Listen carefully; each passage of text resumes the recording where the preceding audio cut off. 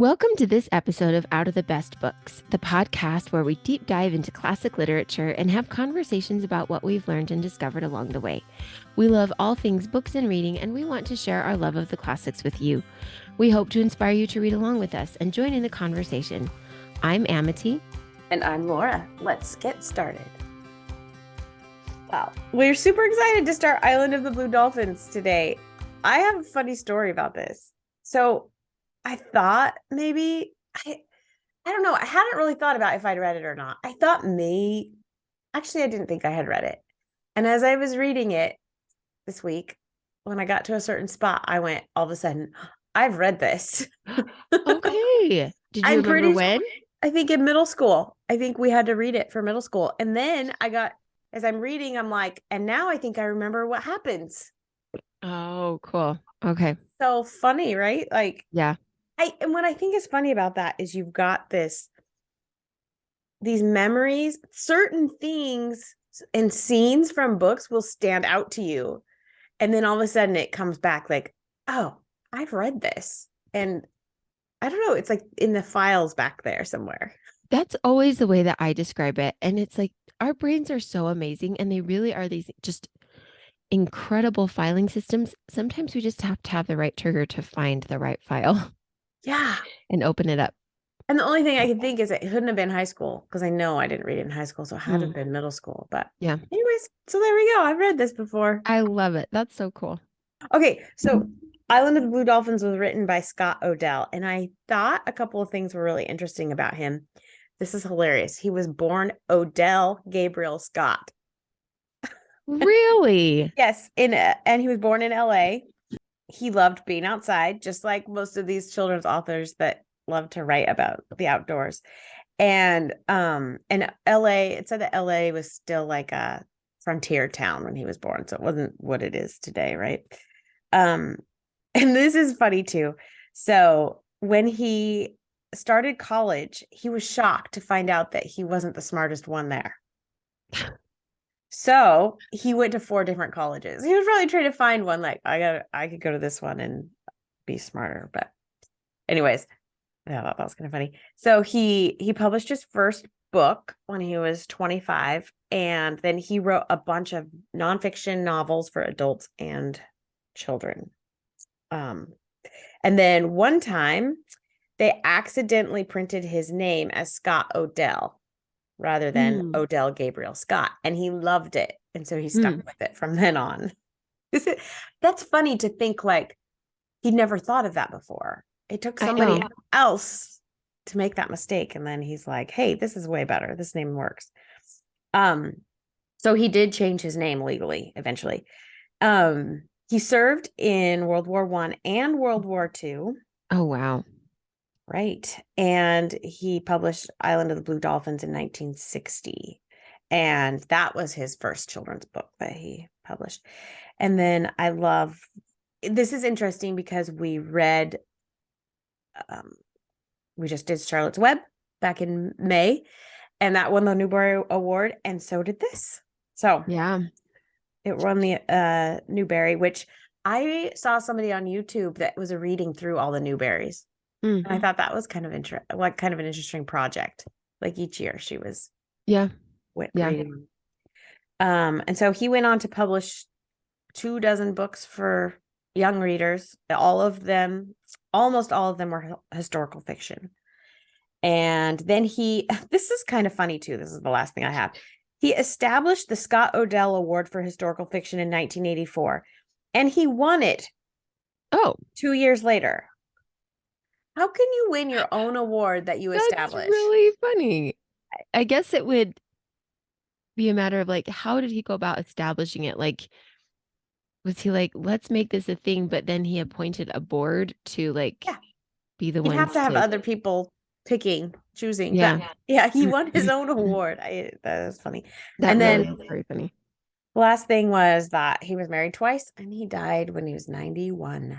So yeah, I just looked at the back of my book, and it says he lived from 1898 to 1989. There's a lot of 9s and 8s in there. That's interesting. Like, to think, okay, so my great grandfather was born in 1900, which that's the only reason I know that is because Hmm. it's super easy. And then and so we always knew how old he was, and he died in Yeah. 1997. So he was 97 when Oh, he died. wow. And now I think about it, which that was when I was a senior in high school, and it doesn't seem like that long ago. But now I'm like, if he was still alive, he'd be 123. Yeah, That's old. that's true. Yeah, So this it guy is. was like about the same age as my great grandfather. So that was Yeah. kind of interesting to think about. One thing, excuse me, too, that I was just reading in the back of the book is that he was given lots of honors and awards, but also the Hans Christian Andersen Author Medal, which is the highest international recognition for a body of work by an author of books for young readers. So, like, there's the Newbery Medal, but the Hans Christian Andersen Author Medal is actually even like next level. So that's kind of cool. Wouldn't it be interesting to do it like a study of all the awards? As I'm reading through Yeah. these, I'm thinking about making lists of like all the different awards that are mentioned. I mean, even like the book I'm going to share at the end of this episode, it talks about all these awards that I've never heard of.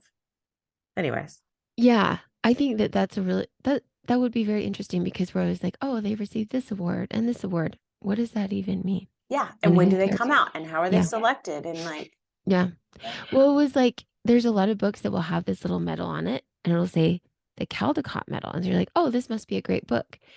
Caldecott medal is just for the illustrations.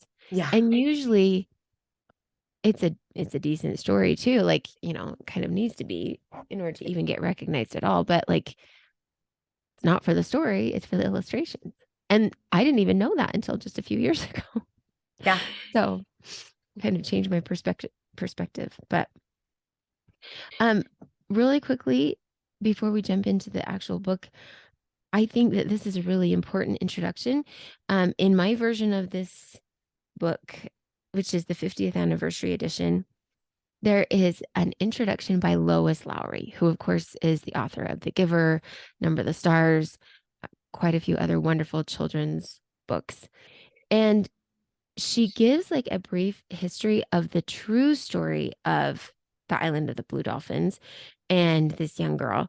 So, which not much is known about. But as we said, like Scott Odell is a historical fiction writer. So his stories do have truth, right? They're all based on truth. So this is really fascinating because she shares the entry from a Santa Barbara Mission Book of Burials, Santa Barbara, California, right?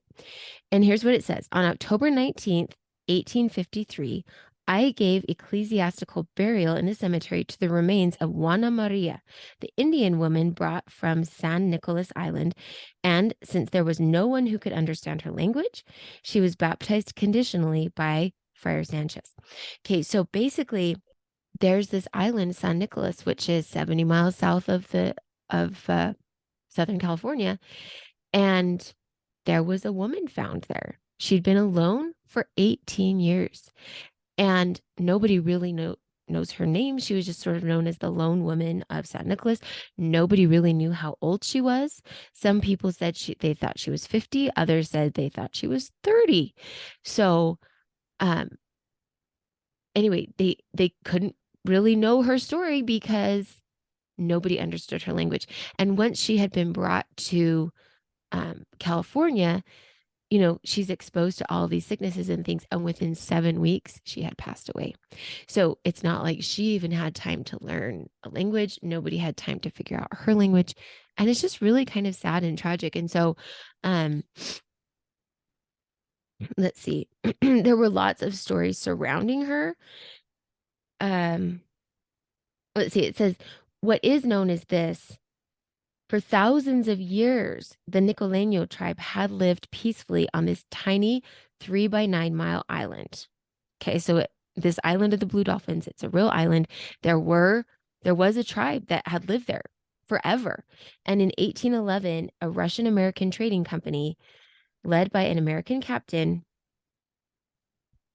went to hunt sea otters.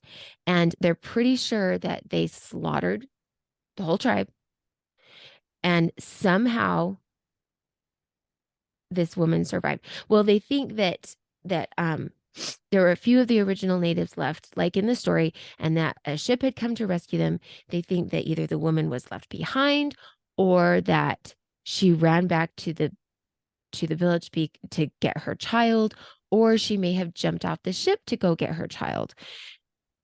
There's all these rumors, but nobody really knows for sure. And so what's really awesome, I love that Scott Odell like tried to give this woman a story because nobody really knew it. They did say that they knew that she had been alone for like 18 to 20 years. And they said she was a very good looking woman, which is kind of an interesting thing. Yeah. I'm to make picturing a note of. woman alone on an island for 18 years and not picturing a good looking woman. Like you'd think that she would be weathered, Yeah. like Right. Which, wrinkled. yeah. Well, yeah, you would kind of think so. But Interesting. yeah, like in the Sacramento newspaper, which they have no obligation to say anything like that, but they're like, she's about middle age and very good looking. I wonder if you Super could find a interesting. picture of her. Probably not, but I don't know. we'll have to look. Maybe that would be interesting. Yeah. Yeah, I read somewhere that they didn't know if it was her. If there was rumors that there was a boy on the island, so they didn't know if it was her brother or her son or something that she went back for. But and that he made her younger in this book to appeal to younger audience. So Yeah. Yeah. interesting. So, but I think he also went off the fact that some people said she looked like she was 30. And so he was like, well, if she was 30, back up 18 years, she's 12, And and again, some people thought she looked 50. It was just hard to tell. Well, yeah, and like one thing in the book is like, why did they not go back?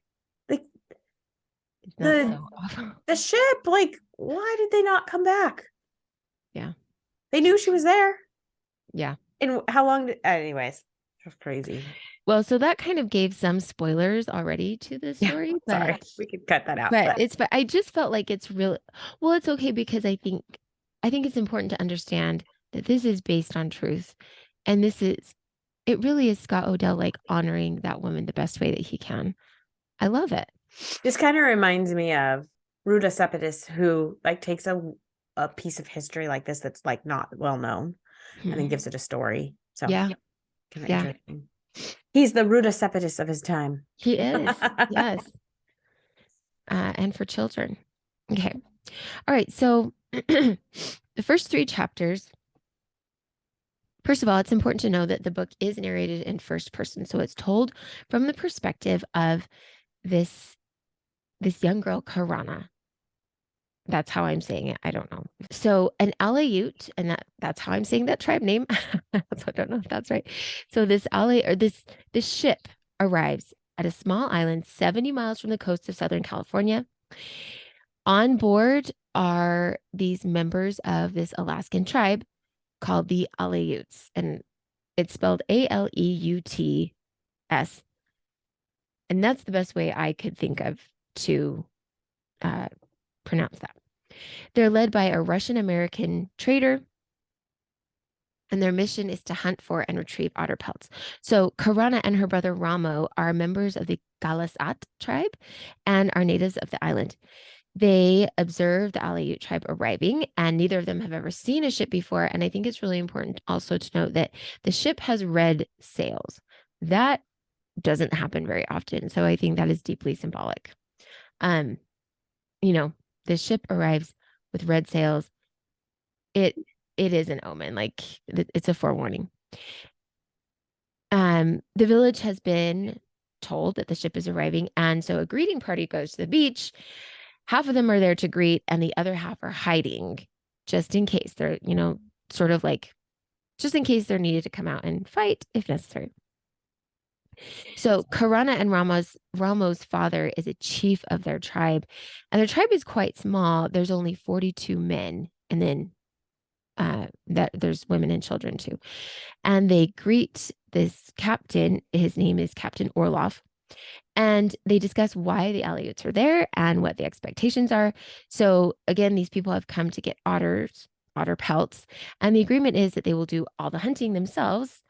Apparently, many years earlier, a similar party had come and they had like forced the Galasats to do all the hunting for them. And it was just a really bad time. So this group is like, yeah, we're going to do all the hunting ourselves.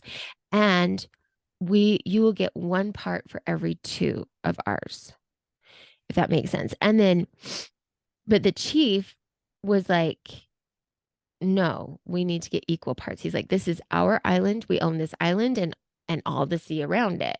And so basically, you're on our property. Whatever you get, you need to pay us half. So the captain, he's like reluctant, but then he's just like gives him this big smile. He's like, all right, it's very suspicious. So the Aleuts and the Russian captain, they all set up camp on the island. And the Galasat chief, he warns his people, he's like, never go to their camp. Don't try to befriend them.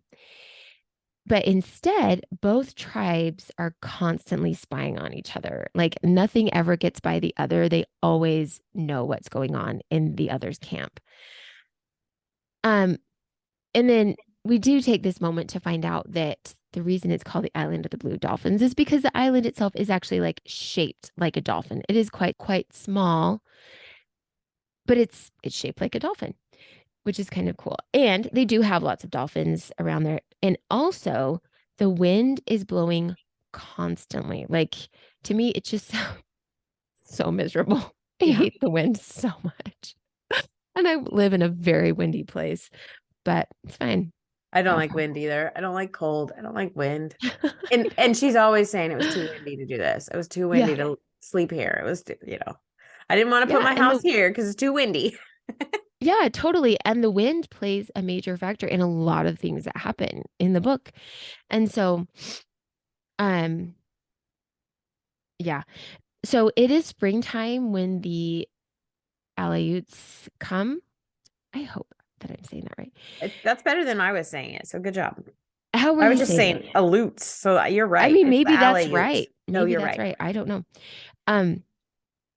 So it's springtime, and we note that because spring is a really hard time for the Galasat tribe because they cannot get as many fish. The fish have like gone deeper into the ocean and they just can't get them as easily. And so they have to work really extra hard during the spring to like get roots and other things for their tribe to eat. Like they're constantly working for food.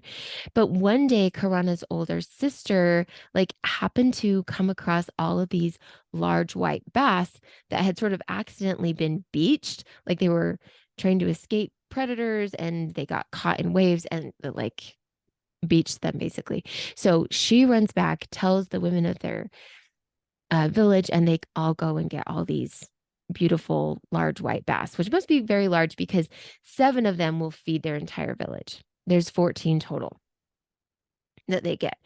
So they have this wonderful meal of beautiful fresh fish. The next morning, 2 members of the Aleut tribe come and they're like, we know you have fish. You need to give us some fish. And the chief is like, no, no.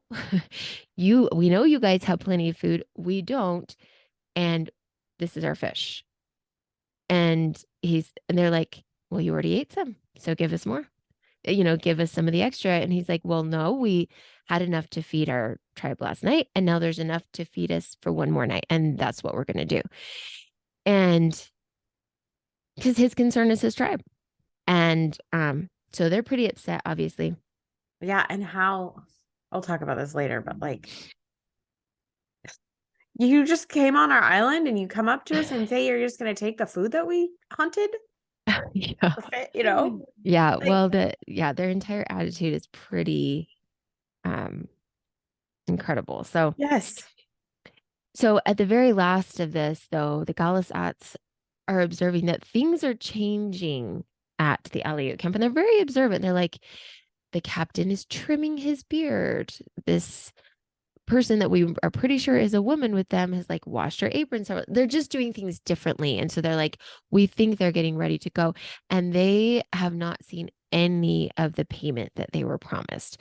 So they're told to like just keep watching because they don't want them to just take off in the middle of the night without having paid for their for having been there. So, I mean, it's like going to a hotel or an Airbnb, using all the amenities and then just leaving and not Yeah. paying for anything, you know?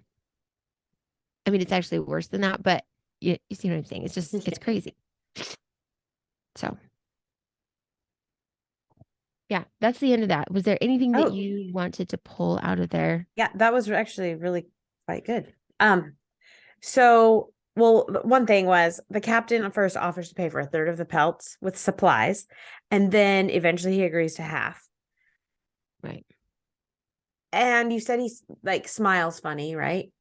At them. I just think, I mean, based on what they do later, which we'll talk about, I don't think he was planning on paying for them at all, Yeah, I don't think so. ever from the beginning. Yeah. And then later in the book, what he does try to pay for them with is useless to these people. Completely. So, anyways, I just thought that was really interesting. And so, like, yeah, I I don't know. This is the next thing too. So my second thing was that the Aleuts and Karana's tribe are constantly watching each other, right? The Aleuts are counting how many otter pelts they're killing because they know they're going to get cheated based on their last experience with the people that came. And then when they demand a share of the bass that is, I would say, Ulape found. Is that how you Yeah. say her name? Yeah, that's, yeah. Okay. So they came in and they demanded all this food, and it just reminded me, and I'm sure he kind of gauged this on like when the people from England come over and find the indigenous people here, and they just are like, and I don't understand, I guess, what makes one group that way and the other group not, right? Like who decides the dominance here? But like Yeah. they come in and they're just like, oh, we deserve half of what you got. And or more, or we deserve it all, and you can't live here anymore and you need to move. And you know, Yeah. I don't know. It's just how arrogant to come into a place that's not your home. It'd be like your neighbor is coming over and barging in through the door and saying, you're making dinner? Well, we're gonna take half. I know. Yeah, it is pretty preposterous for sure. Or thanks for making dinner for us. Yeah, we'll take that now. See Yeah. ya. Yeah. Like, I mean, it's just okay, it's just incredible. So I just loved that they were both watching each other. Neither of them trusted the other. So I mean, I guess the Aleuts didn't trust the hunters. The hunters just The wanted everything. Aleuts are the hunters. It's the Galisats are the natives of the Right. island. Sorry. Yeah. Okay, let me say that again. No, you're good. That's I wrote that when the Aleuts, and I was like, that's not right. No, you're right. So the tribe doesn't trust the Aleuts. Yeah. But the Aleuts are just there to get what they think is theirs or what they can out of them to take advantage of them. So Yeah, totally. anyways, interesting. And it's staggering how many otter pelts they take. And that's one thing too, is that I can't remember if it's in my chapters or not. Piranha is worried. She is. She's like, they're taking so many. And I love the otters. Like, why? Anyway, but I can't remember if that was in my chapters or in your chapters. That's okay. And then her dad is like, I think it is in your chapters. Her dad is like, it's fine. There's others that are hiding. They'll come out when they leave.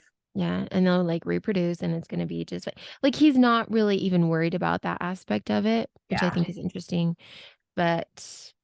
Um, but she is. And they take a lot. And we'll talk about that in the next chapters. But okay. So are you ready to go on? Yeah. Okay, so chapters 4 through 6. So I think this is I'll tell you when I decided. Anyways. Okay, scratch that. Okay, so Karana and her sister Ulape are hiding in the brush. Okay, so actually, this is when they first. I can't remember. Did you end with they think that the Aleuts are planning to leave, and so they come and confront them?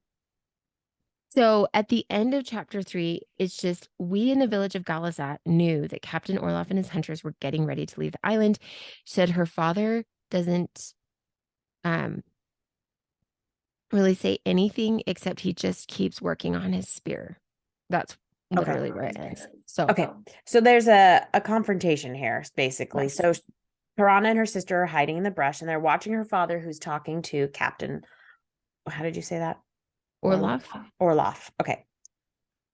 So they're talking to Captain Orloff, and the men had taken all of their weapons down to the beach. And we know the Aleuts hadn't paid for any of the otter, but they're loading the pelts onto the boats and taking them out to their ship. So they had warning that they were getting ready to go. Yeah. And so they're just watching this, not hearing what anybody's saying. But the captain comes back from his ship with a black chest, which, when their father opens it, has a bunch of sparkly necklaces in it. So that's what I was talking about. What good is that? And none whatsoever. They can't do anything with that. Yeah. And the dad's like, well, these are nice and they'd be fun to have, but this isn't going to pay for what you took either. This isn't enough.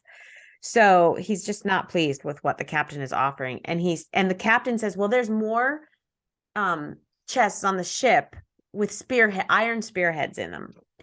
And then the chief is like, okay, well, we'll help you load the otter onto our boats and get them out to your ship. And he won't let them. So we'll let that be a lesson, right? Like, yeah, because he was like, that's fine, but you need to bring those chests over here first before you take the rest of the pelts. Yeah. And that's when he gives the number of pelts that they have. I'm pretty sure. Did anyway, it? Go ahead. If you find it, let me know. Yeah.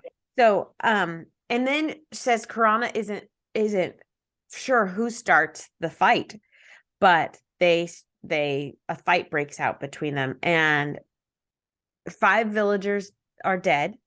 The women are throwing rocks at the Aleuts, but then they stop because they can't tell who they're throwing rocks at. Like, it's just a big mess of people, and they're like, they didn't want to hurt their men, which is funny because I always think about that with like shooting guns. Like, how do you know, like, if there's a big brawl, how do you know what you're shooting at? I don't know. It's kind of the same thing. Okay, so Karana's father then falls to the ground and he doesn't get up. So, and we learn later that her mother had died several years ago. And so this leaves the children orphans, the 3 kids that we know about. So Captain Orloff brings more Aleuts from the ship. And now the tribe just doesn't have any chance of fighting back because there's just too many of them. And then, like you said, here comes the wind, starts picking up, and a storm is coming, which is why the Aleuts are so quickly trying to leave, trying to get their pelts on the ship and leave so they don't get caught in this storm. And so they just jump back on their boats and head towards their ship, and they're gone. And so Karana and her sister run to the beach and see that most of their men are wounded and their father is dead. And this is when they all agree that, in the beginning, when the Aleuts first come, the chief gave his real name, his secret name to the captain. And they blame this on why he died. Well, he probably died because he gave him his secret name. And they kind of wondered when he did that, why he was doing it. Yeah. It was not a normal thing at all. Yeah. And so he gave away his power to them, is what they believe. But it's just interesting that that's what they blame it on. They don't blame it on the captain or the hunters. They're just, it's him. So now you said there was 42 men. Now there's only 15 men left, and 7 of them are old. So they're kind of in trouble. So the storm goes on for a couple of days, and finally on the 3rd day, they're able to bury their dead. And then after they bury them, they spend a few days in silence, grieving. They talk about leaving the island, but eventually everybody decides that they want to stay. And so now the new chief, Kimki, he's an old man. They said he was an old man, but a good hunter. So he gets chosen as the new chief.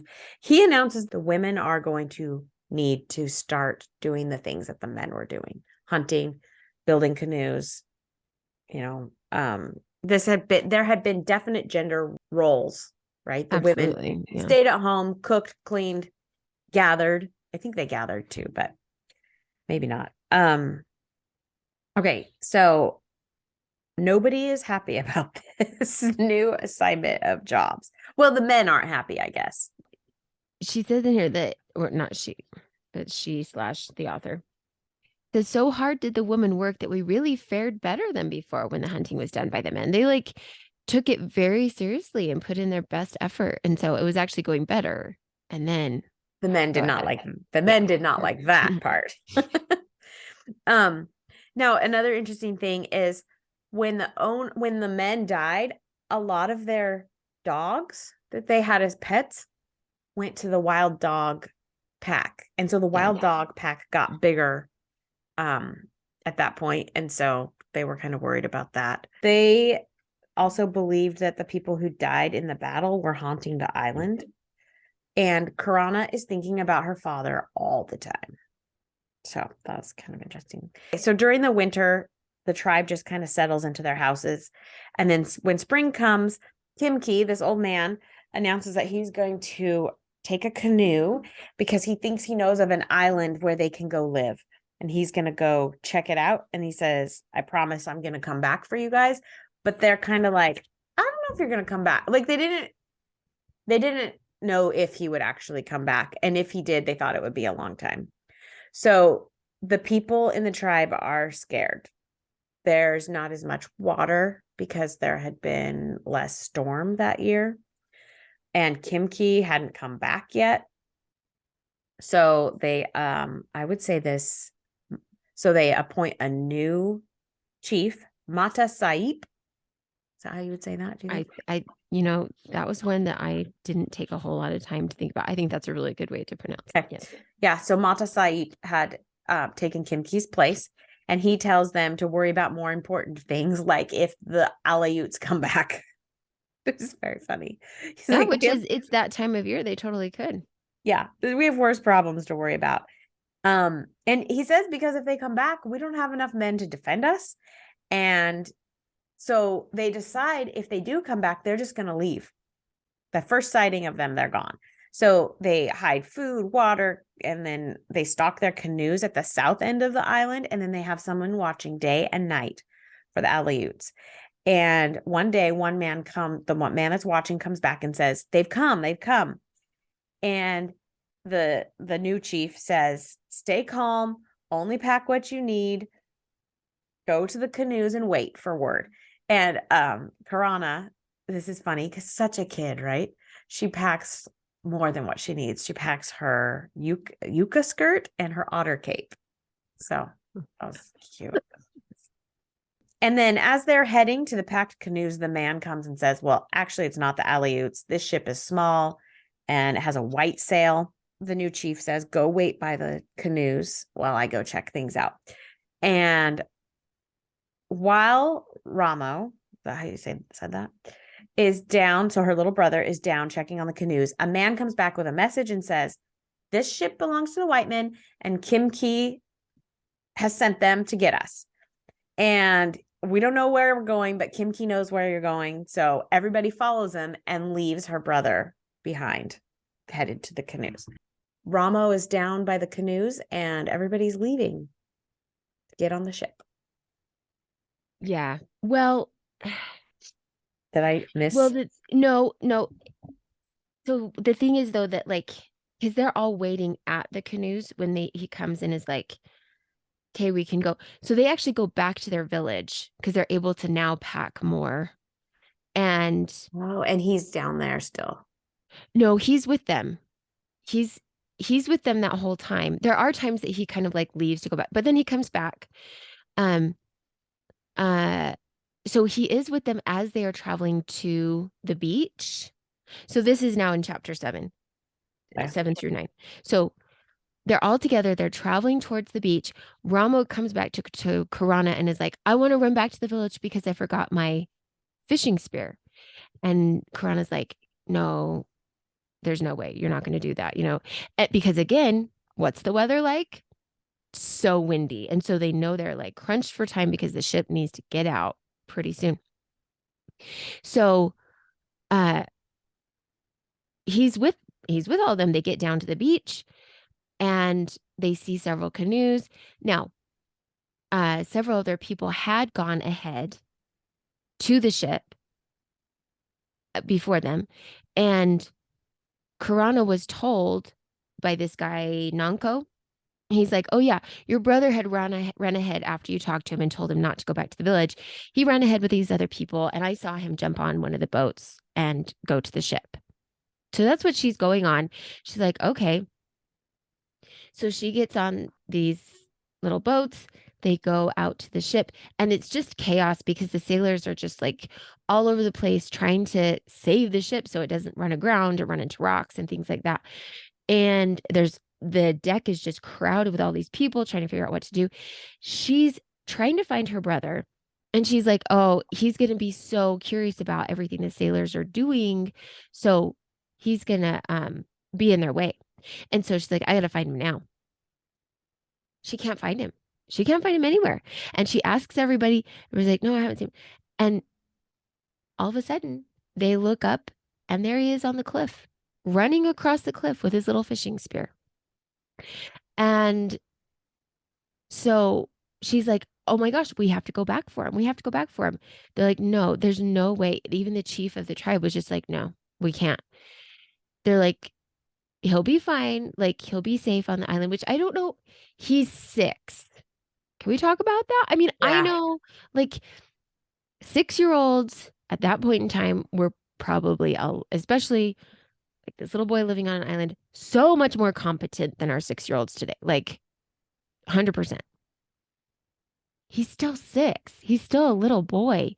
And they know there's like these pack of wild dogs running around and all these things that could happen, especially to a little boy who like doesn't really pay attention, you know? They're like, no, he'll be fine. He'll be fine. Karana is having none of it. And so she does grab her two because she decides to pack 2 baskets of things. Like you say, it was probably a little more than she should have. And she jumps into the ocean to swim back. And when she pops, she's like, it felt like I was under the ocean forever. But when she pops back up, she looks back and the ship is like a long way away. And they sail away. I don't think they really feel like they have a choice because if they stay any longer, the ship will probably run into rocks and everybody's ruined, you know?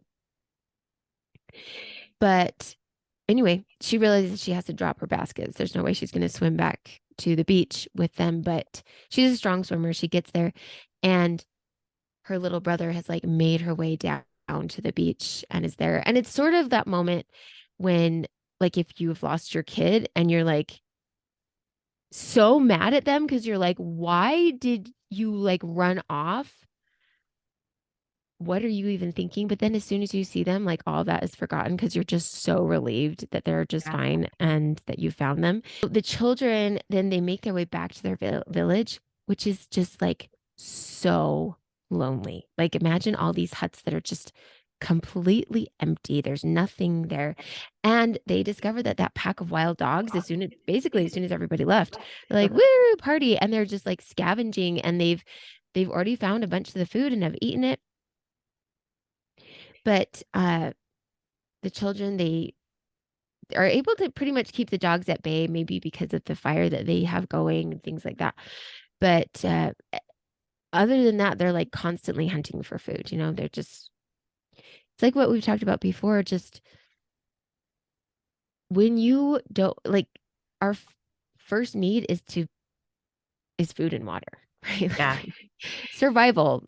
When that need is met, you can move on to other things. But for so long, like, and for so many people, like that's their top concern. And we see that vividly illustrated here. Like that's all they could do. That's all they could think about was just getting food. I mean, can you imagine? You're like, what? She's probably 12. I don't know, a 12-year-old and a 6-year-old Yeah. realizing that they're the only 2 people on the island. Yeah. How And now horrible. all of that is up to them. Food, Yeah. protecting themselves from the dogs and I don't know. Yeah. Completely.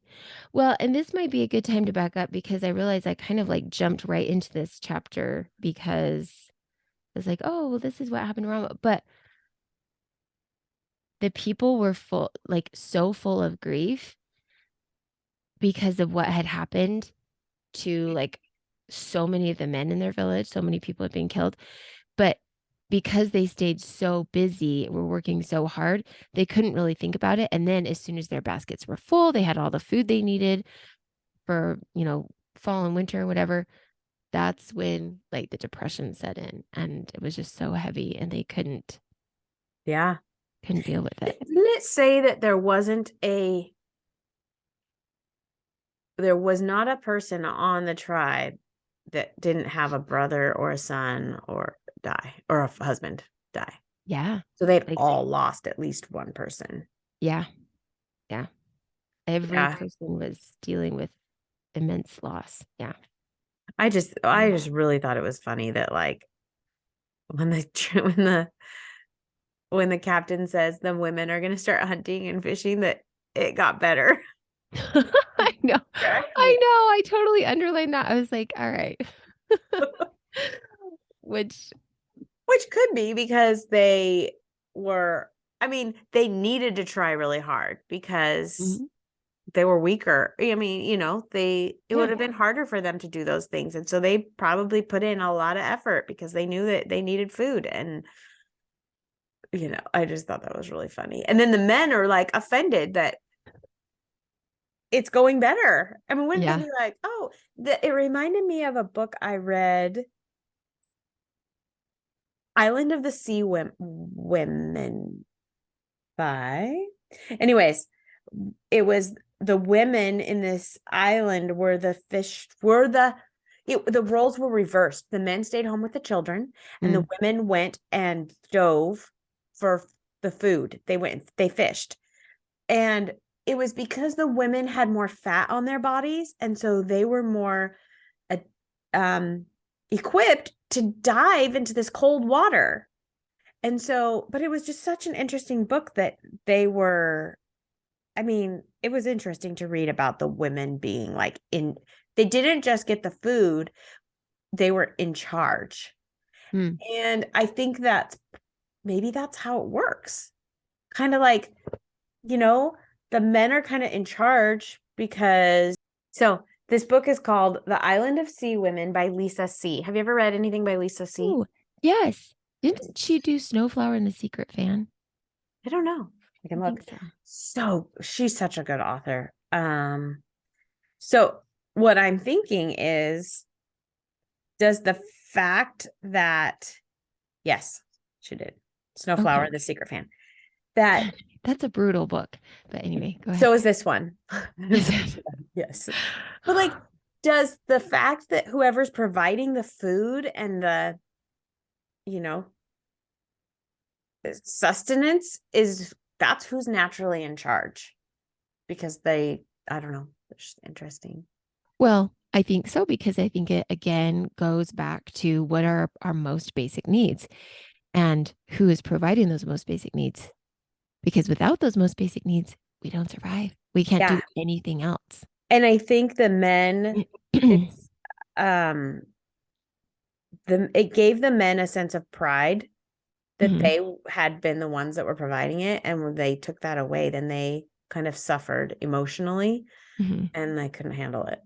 Yeah. So, anyways, so jumping back into the summary of 7 through 9. So they're by themselves. The village is horrifying because it's just so lonely, and they're pretty much just spending all their time looking for food. But it's kind of interesting because, they have this little conversation, and again, she is 12, he is 6. Oh, right. I don't currently have a 6-year-old, but I do have an almost 12-year-old and a just 8-year-old. And that just like it, yeah. I have a I 6-year-old. don't have words. What's that? I have a 6-year-old. Yes, you do. Okay. Who cried like a banshee all the way to school on Friday on her bike because it was so cold the whole way. We got to school and she goes, I'm going home. And I was like, I just listened to you scream for 8 minutes. well, we rode our bikes here. You're not coming home with me. It just made me laugh. I'm like, and this kid is gonna like provide for his. I mean, they're gonna have to do everything by themselves. Everything I know. And it's just, it's kind of heartbreaking. And again, at that point in time, these kids were extremely competent. And I know that that's not just a fictional thing. I think about Yeah. how my grandpa talked about how he was driving a full team of horses when he was 6 years old. Like that's nuts. We would, a lot of kids are like doing a full day of work, whatever. Okay. But so they're having this conversation, and Ramo's like, is the ship going to come? And she says, I don't know, but it's probably going to be a while. And he actually says, I don't care if it never comes. And she says, well, why? And he's like, because I like just being here with you. And it kind of comes out that he has this sense of responsibility. He's like, he's realized my father has died. My father was the chief. I'm his son. I'm the chief, And it's kind of sweet that he's like taking on these big roles and responsibilities because he's like, this is who I am. So I need to step up and do more, which is kind of really dear. And so he's like, tomorrow I'm going to go to the place where they would hide their canoes, and I'm going to get the canoes so that we can do better fishing. And she's like, you're very small to do that. But he's like, no, I'm going to do it anyway. So he's just very serious about this responsibility. And she says, now that he had become chief of Galasat, I would have even more trouble with him. But I wanted to run after him and take him in my arms. And it is kind of more like the emotions that a mother would feel towards her son, but it's this sweet sisterly, like, you're going to be a handful, but gosh, I love you. But she was like his mom She because totally they was. didn't Yeah. have a mom. So Yes. Yeah. She really was filling that role. That's true. So, because of this new responsibility, which Ramo has given himself, one night he just gets up in the middle of the night to go get those hidden canoes. And Karana wakes up and realizes he's gone and realizes that's probably what he's done. And she's like, oh my gosh, she didn't know he was going to do that. And she just thinks of everything that could possibly go wrong, which again is a very motherly instinct, I think. And so she like starts after him, and then finally, and she kind of like talks herself out of it just because she's like, if it's just going to be us two on the island, like he is going to have to do some more grown up things. Like I can't do everything myself, And so she's like, there's all these other things that I can go take care of. So she's like, if all goes well, he should be pulling into the beach at about this time, and I'll be there to greet him and it'll be fine. So she goes, she's just working away, super busy. He never shows up. And so she like makes her way back to the village. He's not there. And I can only imagine she's starting to panic. So she starts retracing his route. She comes across the wild dogs, and they're all in a circle and they're circling a body. And it's little Ramo. And he is dead. They have killed her little brother. And not without a fight though, because he took out two of the dogs. And it just this that was was a rough part for me. this That was was a the rough part. point where I knew I had read it Was because it? I remembered that scene of the little boy laying on the ground with all the dogs around him. And I was like, oh my gosh, I've read this book. Yeah. Wow. And then, Well, that is pretty rough until sensitive. then, I didn't even think, I mean, I thought the boy was going to be around. Like, and then I was like, oh yeah. And then there's a couple like sentences later that I'm like, oh yeah, that reminded me, oh yeah, this is what happens in this book. I don't tell you when that happens, but But it was almost like you needed that sort of big trigger to be like, oh, yeah. yep. And then But start it's just digging into funny it. how when you read like decades ago, just specific scenes really stand out to you. Totally. And so that was it. It was like, Mm. oh yeah, yeah. And maybe it was a part of the book that really like I was able to visualize or something. And then that's what brought it back. I don't know. Anyways. I have no recollection of what class I read it in or what teacher I had, but I remember that scene. Yeah. Yeah. So Yeah. crazy. That's amazing though. And obviously it really affected you. It almost makes me wonder, were any of your siblings, would they have possibly been about 6 at the time? When I Interesting. was 12, my brother was born when I was 12 and 12, 13. Yeah. So when I was 12, my brother was born and my younger sister would have been about 5. Hmm. So when I was Yeah. in middle school, she was that age. Yeah. So it does make me wonder if you're And sort I of had a new little visualizing like, brother, like my yeah, only brother. He was a newborn. yeah. So, So it really makes me wonder if you're sort of like tying those things yeah. together. Um, so Karana carries Ramo's little body back to the village and she's just planning her vengeance on the dogs. She's like, I'm gonna kill every single one of them. In fact, she sort of like stalks them back to their cave and she like fantasizes about killing all of them, about like setting all these weeds on fire and pushing it back into the cave till they all die. And realizes she can't do that. Like there's not enough weeds. Otherwise she probably would have. But um again, like obviously she's in a pretty dark place. Like I can't even imagine. She doesn't leave the village except to get food and then she's just back. But then one day it's like super foggy and I said ghost town before, but now it really almost like looks like a ghost town because the way is the fog is sort of like going in and out of the huts and it's just very eerie and she's like, I'm done. So she burns down every hut. She's like, okay, it's gone. No more village of Galasat. And it's also not like super safe for theirs. So, because the wild dogs keep getting more and more aggressive. And so she finds this high place where she can safely keep her food and herself. And the dogs like eventually find where she is, but she is safe up there. But she's like, I've got to have weapons. Like, I've got to be able to protect myself from these dogs. But it was against the law for women to make weapons, which is a strange law, but there are definitely stranger ones. Um, and she cannot wrap her head around the fact that there's nobody there that's going to enforce this law. She's just like, it's against the law. I can't do it. I can't. She's pretty sure that, like, it's a really interesting, it's just really interesting psychology because she doesn't know why it's a law, but she thinks that something supernatural is going to happen to her or something like she's going to just be, what does she say? Like, the four winds are going to come and blow her away or something. So, They're going to smother her. The four winds. Would the four winds blow in from the four directions of the world and smother me as I made the weapons? Or would yeah. the earth tremble, as many said, and bury me beneath its falling rocks? Yeah. Yeah. Or would it flood? Would the weapons break her hands? So she's just scared to death. She's scared to death because it was against the law to make weapons. Yeah. And so she's like thinking of all her options and she's like, huh, whatever happened to that chest that the Aleuts gave us? Because they left without it. So, but we never used it. So there must be something. So she's like, maybe there's something in there I could use.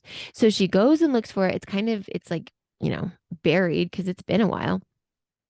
But she finds it and it's full of all these jewels and she puts them on. She thinks that she looks so pretty.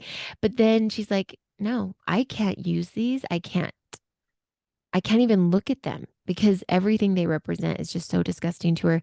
So she actually throws all of them in the ocean and there's nothing useful at all. There's nothing for weapons. So she's kind of back at ground zero. And then she finally is like, well, I'll take whatever consequences. I have to be able to protect myself from the dogs.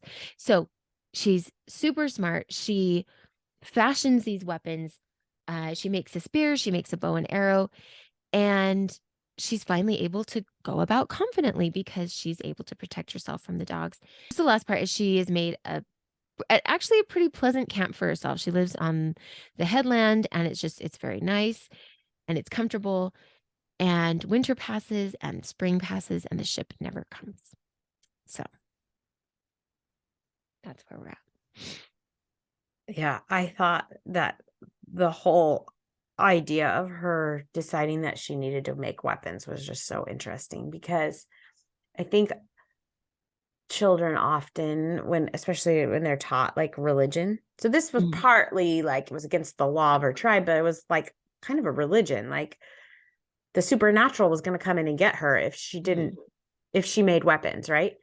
And I think kids are funny. They almost believe that, like, if they tell a lie or something, then the first time they do it, and they're like, nothing struck me down. Like, this worked. It kind of reminded me of that. Yeah. Yeah. Nothing came in and hurt me. I don't know. Just, do kids understand things? Like a grown woman may have just been like, there's nobody here and I have to make a weapon. They wouldn't have had that internal fight with themselves. Yeah. I don't know. Yeah. Yeah, that's true. At the same time, like it is indoctrination can be a very powerful thing. I think about that book that I talked about, I think a couple weeks ago, A House Without Windows, and just the culture in Afghanistan. And I don't know that they may like teach it as religion, but it's actually not religiously based. It's totally like their interpretation of crap. And just because there's a lot of women that completely support the honor killings and blaming a woman if she's raped and all these things. And it's like, what? How can you? But it's very powerful. And so even for a full grown woman who we would hope their brain has completely developed, I think sometimes it can develop in not the best way. Well, and she's like, I guess I'm going to take my chances. Yeah. Because I know if I don't make the weapons, I'm going to die. Yeah. And I think that is a very empowering place to get to also. To be like, because that's how you break out of it. It's like, I have to take a chance. So the other thing I thought was funny was Ramo giving his chief name, which I tried to practice saying, Taniositlopi. Yeah. Is hilarious. And of course, because of his gender, he would be the chief even at 6 years old, And and then the other funny part was when she's like, you're gonna have to be a man first, and you know what it takes to be a man. Like, I'm gonna have to whip you with switch of nettles, and I'm gonna have to tie you to the red anthill. And then she's like, well, maybe we won't have to do those things. I know. Yeah. And I was like, okay, was she kind of joking? I'm not sure. I don't know. But I know there are lots of these like rites of passages that I've read about that I'm like, oh my gosh, how did anybody even survive those? But I know. Or why would you want to? Like, why would you want to? You know what? Never mind. I'm not going to be a man. It's fine. Yeah. I'm just going to leave. But there's that power of indoctrination again, though, This is what we do, and this is the only way. Yeah. And who came up with these ideas? Who came up with them? Totally. Good grief. I know. Anyways, I just thought that was really cute. Like, that he was 6 and his name was hilarious. Yeah. Taniositlopi. So one thing too that when she finally started making the weapons, she talked about how there were some things that she couldn't do because like they normally made spearheads out of a sea elephant's tusk, but you could only get that if you could catch the sea elephant, and that took like 3 men and then a special net. So instead, like she took the root of a tree and she really it's already very hard, but then she hardened it more in the fire, and she very clever. Very clever. But she makes a note here where she's like, I'd watched my father do all this many times. I'd watched him and really seen nothing. I had watched, but not with the eye of one who would ever do it. And I think that's really interesting. I think there's so many things that we can be there, we can observe and think, oh, we're taking all this in. But until we actually do something, we just have no idea. Honestly, I think this is kind of a weird example, but I think I do not have the greatest sense of direction. And I think that I'm observant. I think I'm observant with some things, but when it comes to like driving around and seeing places, horrible, not observant at all. In fact, like we had a fireside actually with Elder Renland. He was here just a few days ago, and it was at the steak center, which turns out is like 5 minutes from our house. It took me like 20 minutes to get there because I totally typed in the wrong thing in the maps and I trusted the maps and I went this totally roundabout, stupid way. And this place, I've driven by it like a million times, but I had no idea it was there. But the way that I get to know places, I could tell you about a lot of things downtown here because I run downtown. Because when you run, you don't want to get lost. Yeah, you're out on So your own. you're totally on your own. So you're like really experiencing the roads and the places and the buildings. And you also like want to know all the places you could potentially stop and go to the bathroom or whatever.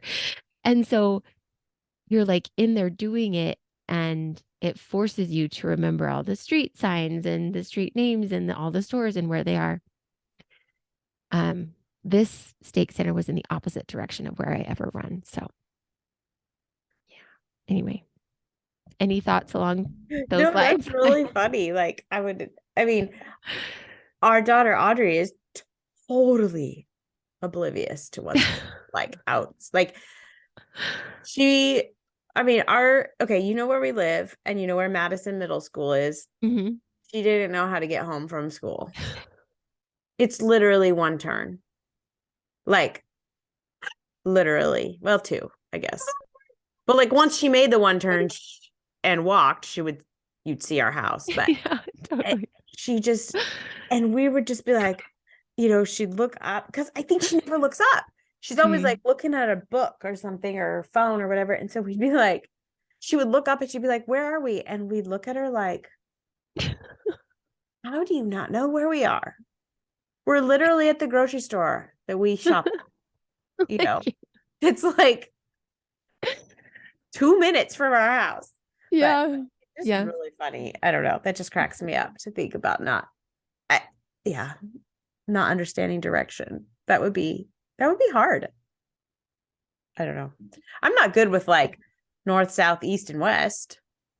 Mm-hmm. But I know how to get around, and our daughter Sydney is kind of like that too. She doesn't really know how to get around very well. And kids these days don't use GPS. I think we talked about this a couple weeks ago. I do not know why. Mm. She will, I guess, if she doesn't know where things are. I don't know. But They won't use their maps? they're weird. She doesn't ever use Really? navigation. Mm-mm. I cannot survive without it. I know. Sometimes it leads me astray, but I still can't survive without. Unless, like I said, I run all over someplace and then I'm fine. But And I work in Portland and I drive all over Portland once a week. And like we went up there for my sister got married Friday and we went up there for her dinner. oh, I know, and that's super exciting. so we went to this fancy restaurant for dinner afterwards. We didn't go to the wedding because it was just like my parents and his mom. Oh, okay. It was at the courthouse. So we just went out to dinner afterwards. But we were driving around and like I'm really good at using the maps, the Google map or the whatever. Yeah, Google Maps on the navigation. I'm really good at it because that's what I do for my job. And Yeah, totally. And I also know where everything in Portland is and how, Portland is like Portland, but then there's so many towns around it and cities. It's just all one big glob, right?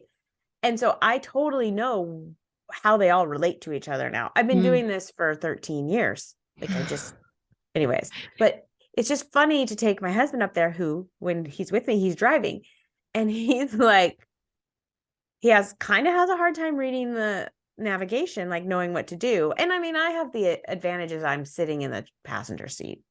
Yeah. So I can see it, but like, I'm just really practiced at it. Yeah, And totally. I know, he was like, "What do I do?" I'm like, "Oh, you don't want to get in this lane because we have a couple more exits to go," or I don't know. It's just funny. Well, because that's the thing too, even with navigation, there's times like you still have to know which lanes to be in when and it's just a matter of practice. I mean, sometimes I struggle. I'm like, what is it telling me to do? Wow. Especially in Portland. Good grief. I know it's really hard, but I'm very comfortable with driving places I don't know because I do it all the time. So. Yeah. I think that's awesome. It really is like A skill. A hidden skill Oh. I didn't know I had or needed or very funny. Yeah. So we just pushed pause and then made an executive decision that we're going to split this up into 3 episodes instead of 2. So we're going to end here. Surprise. Yeah. This is the beauty of doing your own podcast. So the next episode will be chapters 13 through 8. Let's see. No, 10 through 18. thank you. Chapters 10 through 18. Yeah.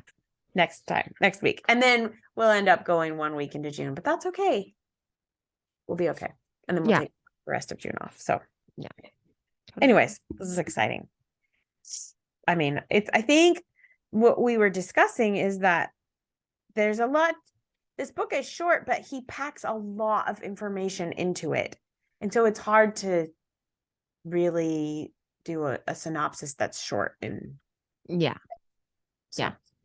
Because again, he's just like, there's no wasted time. He's just packing a lot of story into a small book. And I think it's really wonderful. And I think that's the best way for a children's book because they don't want to worry about fluff and descriptions. Yeah. It's like, let's be very efficient. So awesome. So what have you been reading? Okay. Well, I was going to talk about a book that I finished, but I hated it. So I'm not going to talk about it. Oh, okay. You might have to tell me about it. Well, it was Mame by Jessica George. And I believe it was a celebrity book pick. I don't remember which one, but I hated it. So okay. I was like, do I talk about it? Do I hate on it? No, I'm just going to tell you I hated it. So if you want to read it and then guess why, then you can. But anyways, so I am reading a book I'm loving right now. It's called Hello Beautiful by Anne Napolitano. Something like that. So this, I believe, is also, it's a huge, people are like, people on other book podcasts are saying like it's the best book they've read this year. And it's really interesting because it's reminding me a lot of Anne Patchett's book. Oh, shoot, I should have looked it up. What was it called? Dutch House? Or yes, Dutch House. Okay. And I'm like trying to figure out why I like books like this because it's very quiet. It's character driven. And I think of myself as being somebody who's not character driven. I like a plot, but I'm really liking this book. And it's giving me a lot of the same vibes as the Dutch House. But, oh, it's so good. So she also wrote Dear Edward, which I know is another book that people loved and I've never read. So maybe I'll have to go back and read this now. Cool. It's about a boy named William Waters who grew up in a house where his parents. So basically when his mom was at the hospital giving birth to him, his sister, who was 3, got a fever and died.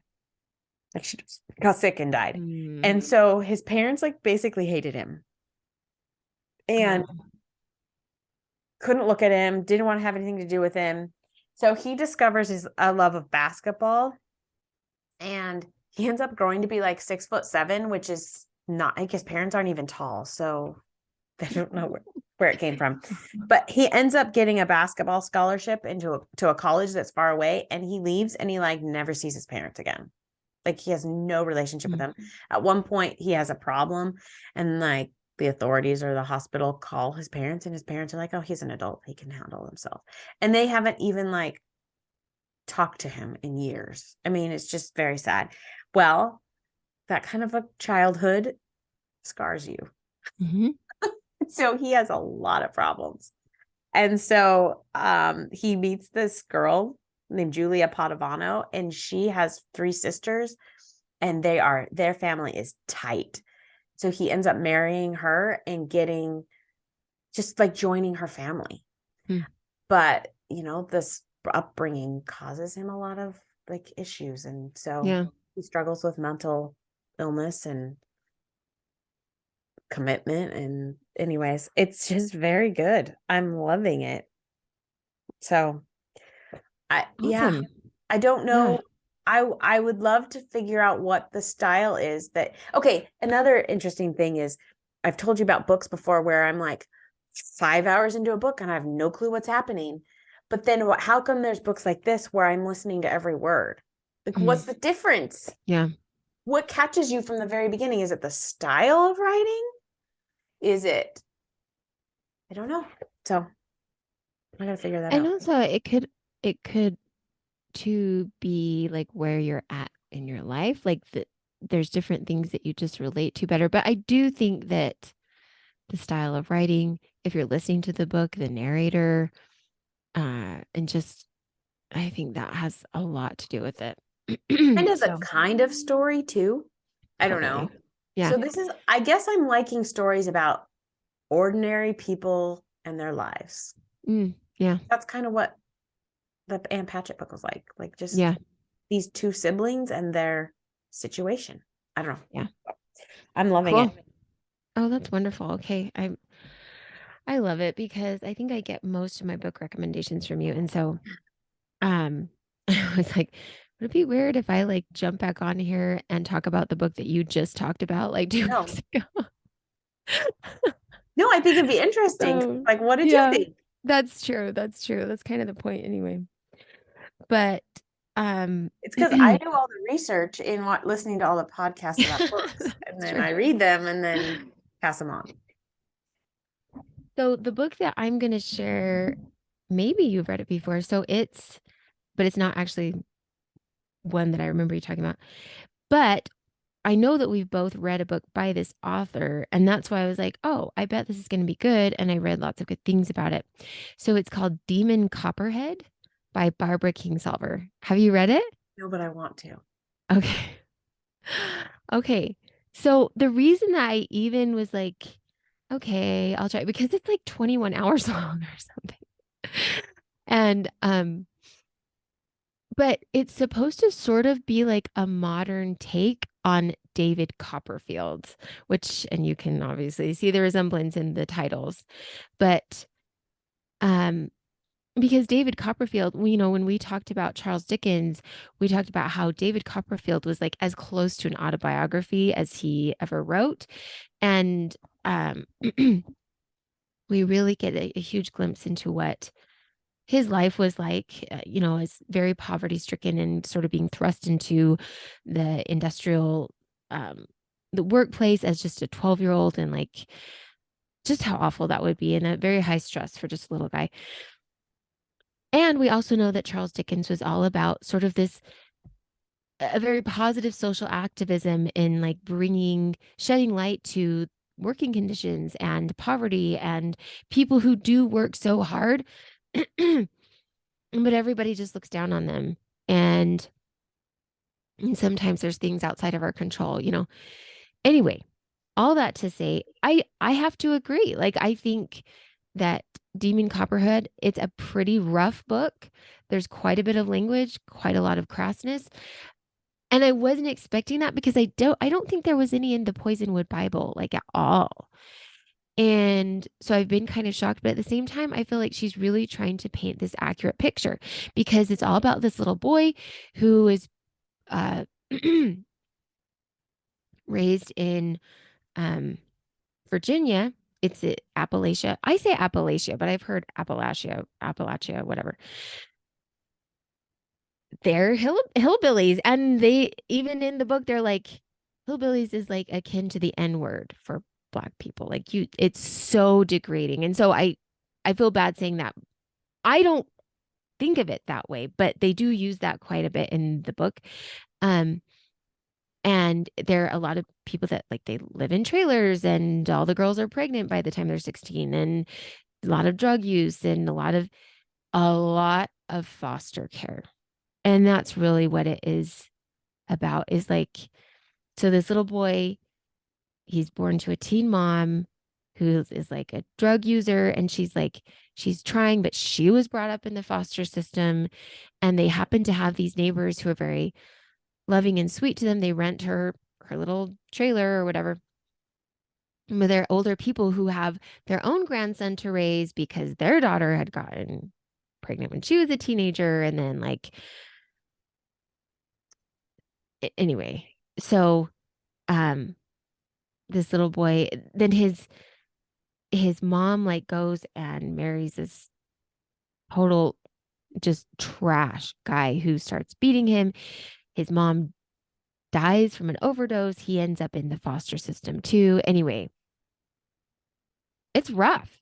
It's really rough. And he's like 11, 10, 11, 12, you know? And I'm not even actually all the way through the book because I think it follows him into adulthood. And like I said, it's 21 hours long. Yeah. But it's rough. It's really rough. But I think that her purpose was to draw attention to all these kids and these rough lives. And she's doing a very good job of it. So I've heard amazing things about it. Well, awesome. I'm excited to read that someday. We're so happy you joined us for this episode. We hope you will join us next week as we discuss The Island of the Blue Dolphins, chapters 10 through 18. If you have suggestions for books we should read and discuss, please email us at thebestbookspodcast@gmail.com. We would love it if you would leave a review wherever you listen to podcasts and share our podcast with your friends. We want to inspire and encourage as many people as we can to read out of the best books. As Thoreau says, read the best books first, or you may not have a chance to read them at all. See you next week.